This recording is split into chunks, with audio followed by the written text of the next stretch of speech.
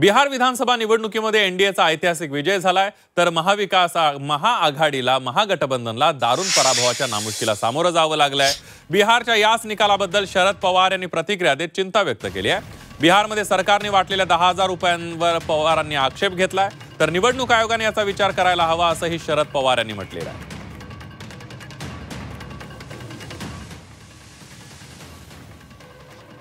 महाराष्ट्रात लाडकी बहीण तसंच यावेळेला बिहारमध्ये झालेले।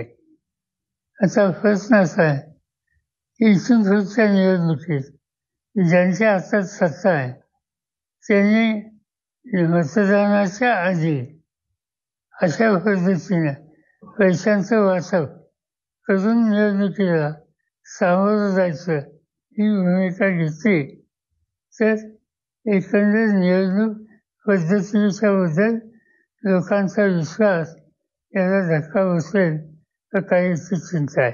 जो जीता वही सिकंदर,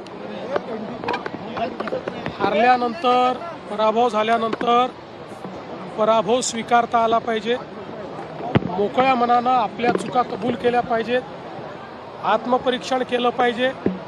पण आत्मपरीक्षण करणं हे आमच्या विरोधी पक्षाला मान्य नाही। खऱ्या अर्थानं या ठिकाणी वेगवेगळ्या प्रकारच्या ज्या काही योजना आहेत या योजना करण्याची संधी सगळ्यांनाच होती। त्यांची सरकार होती ते मग त्यांनाही होती, त्यांनी केल्या नाहीत। आम्ही योजना केल्या तर लोकांना आवडल्या आणि लोकांनी आम्हाला मतदान केलं।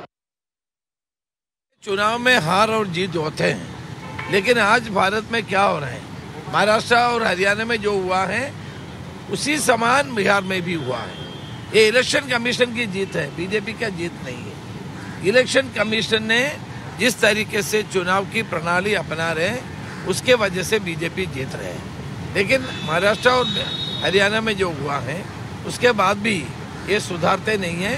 इसके ऊपर हमको लड़ाई लड़ना है। अहो चन्नी तलाजी, निवडणूक आयोगाला दोष देण्यापेक्षा राहुल गांधींचं काय चुकतं याचा विचार करा।